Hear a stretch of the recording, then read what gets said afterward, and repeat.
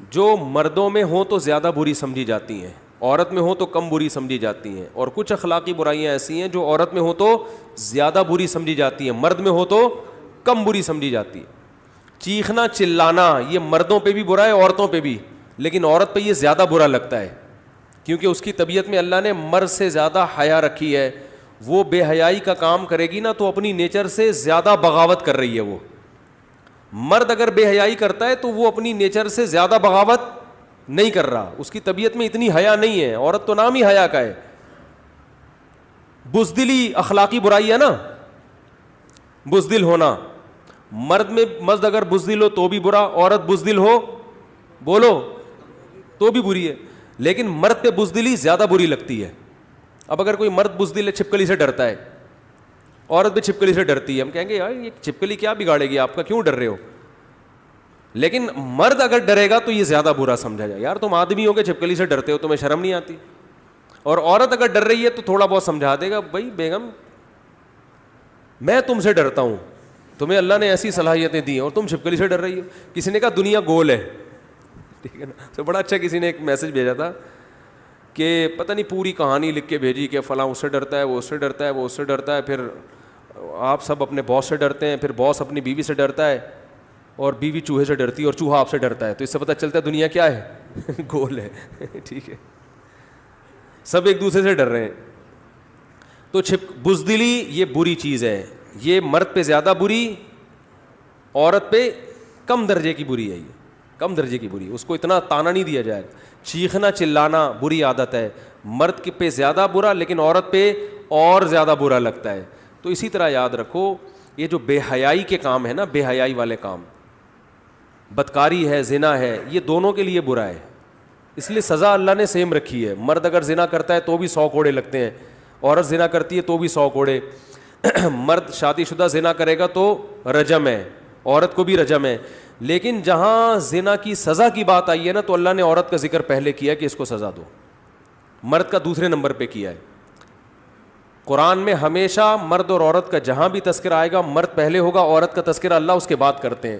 لیکن چند مقامات پہ اللہ نے عورت کا تذکرہ پہلے کیا, مرد کا بعد میں.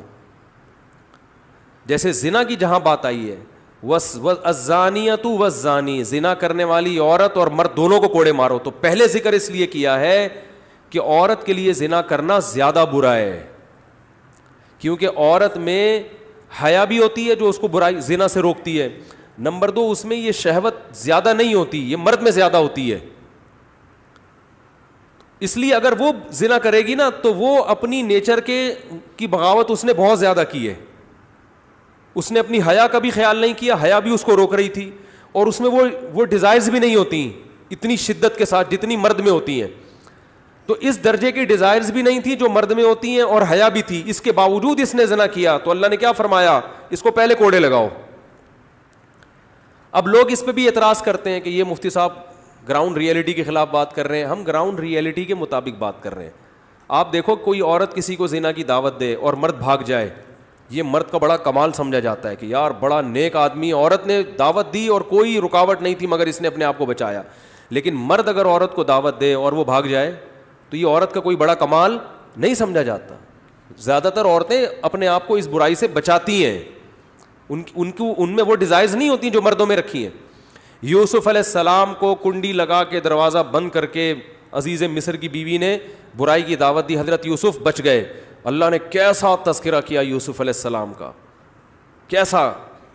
نبی صلی اللہ علیہ وسلم نے فرمایا 7 آدمیوں کو اللہ قیامت میں اپنے عرش میں جگہ دے گا, ان میں ایک وہ شخص بھی ہے, نوجوان بھی, جسے خوبصورت عورت زنا کی دعوت دے اور وہ بچ جائے.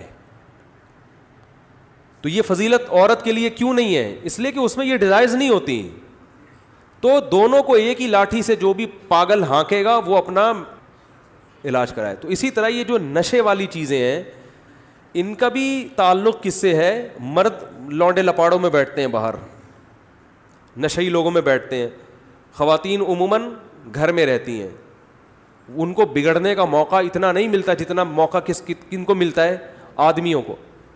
تو اس لیے اگر آدمی سگریٹ پی رہا ہے یہ بھی برا ہے, عورت کا سگریٹ پینا اور زیادہ برا ہے. کہ آپ میں تو حیا ہے, آپ کو تو جو ہے نا حیا بھی تو ان چیزوں سے روکتی ہے نا بھائی. سگریٹ آوارہ گرد قسم کے لوگوں کا کام ہے نا, لونڈے لپاڑے جو گھوم رہے ہوتے ہیں باہر, اس ٹائپ کے لوگ. تو عورت کی حیا اس کو ان چیزوں سے, سٹا لگانے سے, چرس پینے سے روکتی ہے. تبھی عورتوں میں ان برائیوں کا ریشو مردوں سے کم ہوتا ہے. یہ اس لیے تھوڑی ہوتا ہے کہ انہوں نے علماء کے بیانات سنے ہوئے ہیں, بیان تو مرد زیادہ سن رہے ہوتے ہیں پھر بھی زیادہ پی رہے ہیں. یہ نیچر روک رہی ہوتی ہے, یہ نیچر ان کو ان برائیوں سے روک رہی ہوتی ہے. ہمارے ایک دوست امریکہ گئے, انہوں نے مجھے بتایا کہ وہاں ایک خاتون نے, ایک گوری آئی, ان کے پاس سوال پوچھا کہ آپ کا جو اسلام ہے وہ مرد کو جو 4 کی اجازت دیتا ہے, عورت کو اجازت نہیں دیتا, تو عورت کی بھی تو ریکوائرمنٹ ہو سکتی ہے نا کہ وہ ایک سے زیادہ مردوں کے پاس جانا چاہتی ہے, اس کی بھی تو ریکوائرمنٹ ہو سکتی ہے.